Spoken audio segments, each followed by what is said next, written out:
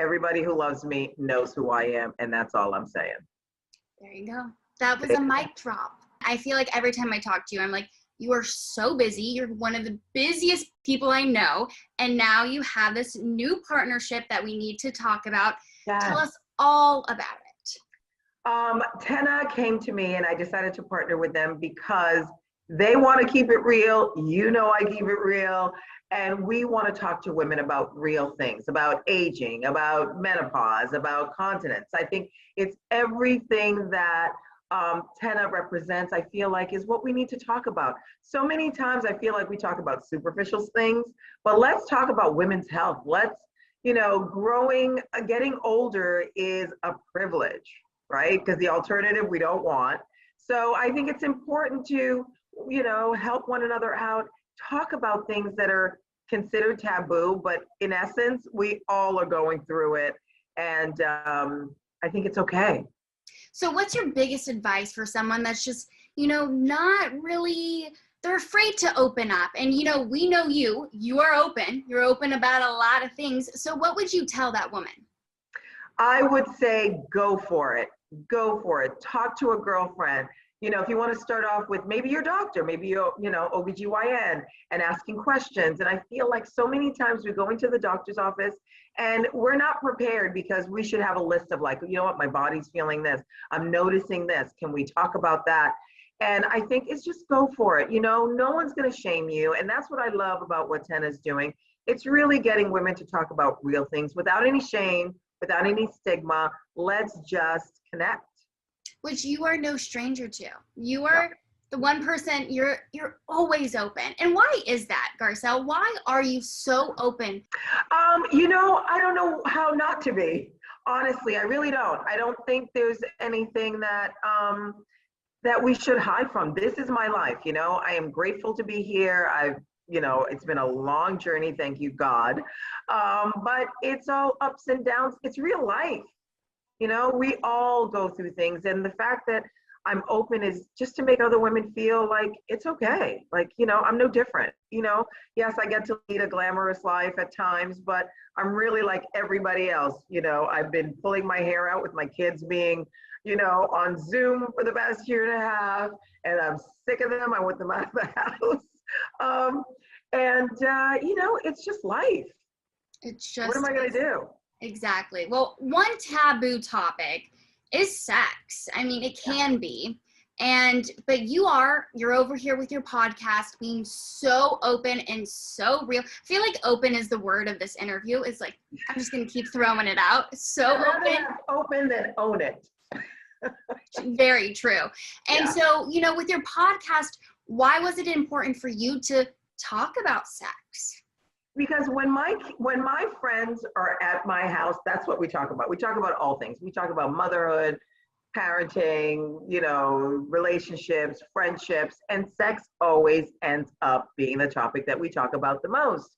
And so I feel like it's liberating. I feel like nowadays women can own their sexuality. Look at Cardi B, look at Megan Thee Stallion, and and on and on and on. I think it's time that we are not ashamed that we are sexual beings and we have sexual needs. And, it doesn't mean that I don't cringe up sometimes. I go, oh my God, I can't believe I shared that on my podcast.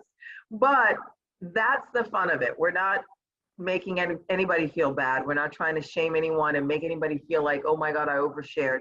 It's really about relating as women and friends and people and just talking. Was there a moment where you're on the podcast, you spill something and you're like, oh, shouldn't have said that? Oh yeah, many a times, many a times. But I think that's the fun of it. I said it was going to be no holds barred, and that's exactly what it is. And whether it's my girlfriends or my guy friends or Andy Cohen, if you come on the show, you better spill it. I love it. Okay, speaking of sex, I mean, it doesn't have to be speaking of sex. This was just my segue into your dating life because you also are very open about that. I know, a little segue there's there. There's nothing to report. There's nothing. Garcelle, you look too good. You're having a hot girl summer. There's no way you have nothing to report. I don't have anything to report right now. Am I having fun? Yes. Am I dating? But there's no one person that I'm like, I'm not claiming anybody at the moment. At the moment. Okay. But there are maybe some fish in the sea that you're like, maybe there's some fish in the sea. Yes, Lauren. what would you say would be your perfect guy? Hmm. My perfect guy would be, I mean, handsome. Everybody wants a handsome guy, right?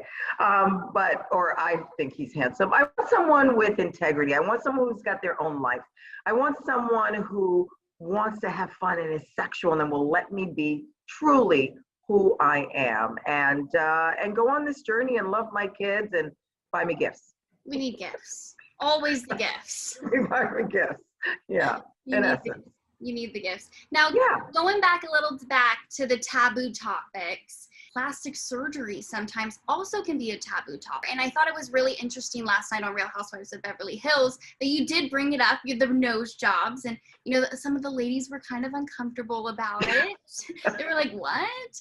But do you find yourself kind of feeling like you have to keep up with them? Or, you also are this big host on The Real and also in Hollywood in general. Yeah, no, I definitely don't feel like I have to keep up with anybody. I've never had Botox.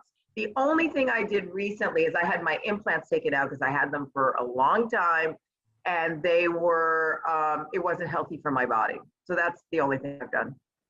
That's a trend. I've actually talked to people in the past where celebs saying that, they just feel a lot better without them. Yeah, I mean, we had to put something, otherwise we were going to look like ski slopes, and nobody wants that. I'm single. But it wasn't healthy. It wasn't healthy for me, and I didn't want to go under the knife. I don't like to be put to sleep. So that's one of the reasons why I stretched it out, and it was way too long. So I feel much better, and I have eczema, and I feel like that's gone away. I haven't had a huge bout. So I really do think that was affecting my body, internally. Well, you look great. Like I said, you look so great. And I do want to ask about The Real. I feel like you're loving it. I mean, I love it. You love it. You're glowing.